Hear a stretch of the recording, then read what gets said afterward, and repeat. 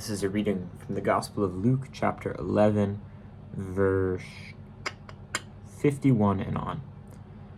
From the blood of Abel to the blood of Zechariah, who perished between the altar and the sanctuary, yes, I tell you, it will be charged against this generation. Woe to you, lawyers, for you have taken away the key of knowledge. You did not enter yourselves, and you hindered those who were entering.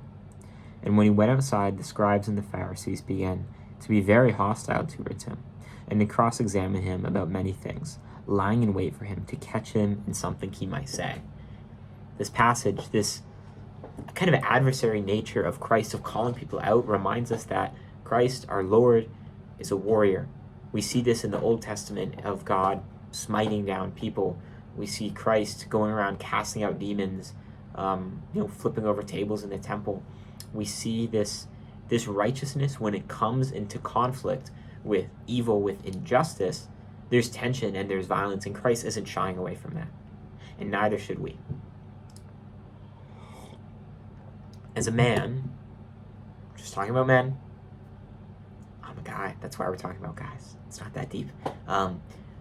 It's beautiful thinking of this calling to be a warrior and a poet, like the duality of man. I forget, there was a really cool Instagram clip I was hearing where this guy was talking about specialization is for ants. Like ants, little animals, insects can only do one task, one thing. They're only good at one thing. But as a man, as a Christian man, the fullness of our humanity, of our masculinity, is on so many levels, in so many different things. But kind of two ones we can easily point out is this poet, the lover, the intellect, kind of the quiet side, and the warrior, the fighter, the athlete, the soldier for Christ, whatever term you want to use. And I don't know, I feel like people kind of narrow themselves into one of them and choose that as their identity.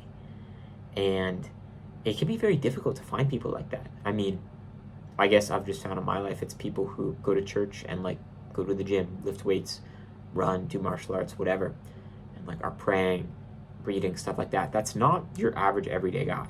People kind of hold themselves into one. Or I feel like I would do that in my life, the gym, but not reading, not literature, not, I guess, these softer, emotional skills. And then vice versa, you have, your very intellectual guy who, reads his books, not very physically competent, very smart, but not a warrior.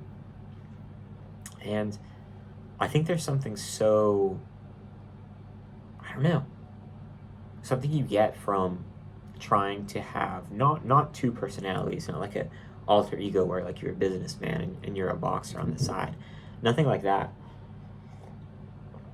But in trying to balance multiple pursuits, and trying to be good at many things, and trying to be a well-rounded man, you got the physical and the spiritual or the mental or these soft skills like poetry, warrior poet, warrior monk. There actually were warrior monks, which is really cool. I was reading about them a bit, Knights of the Templar, I think is the name, who took vows like monks did back then in the Middle Ages, but they were also extremely good warriors, obedient, valiant warriors.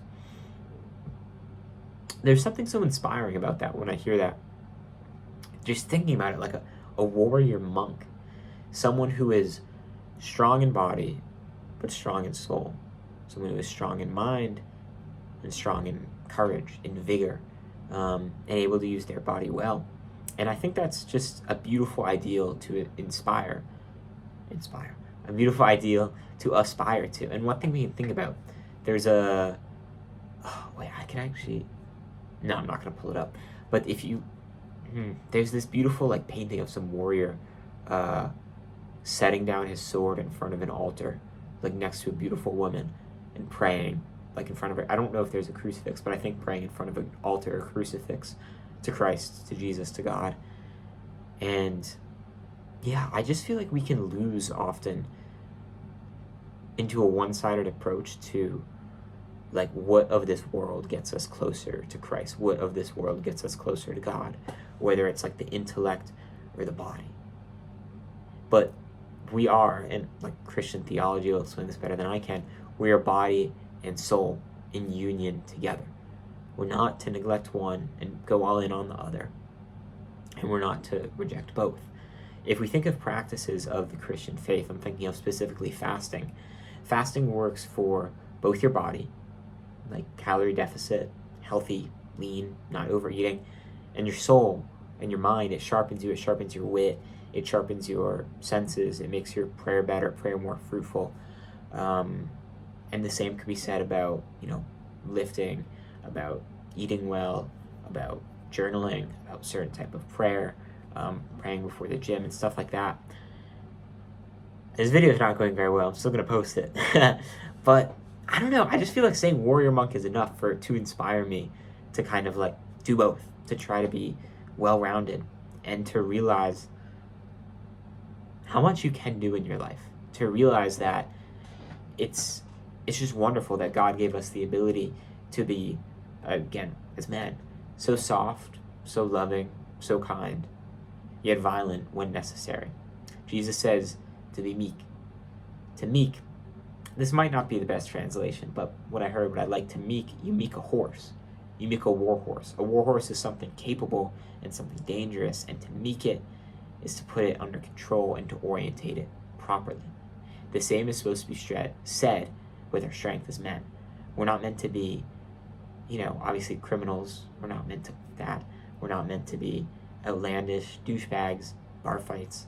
But we're meant to have capacity, have physical capacity to feel kind of like a warrior and to harness that and to also have this softer, poetic, intellectual, spiritual, emotional side. And in blending those together, you get the fullness of humanity. After all, the glory of God is a human person fully alive.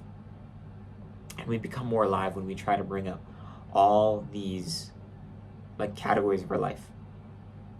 The warrior and the poet. God bless.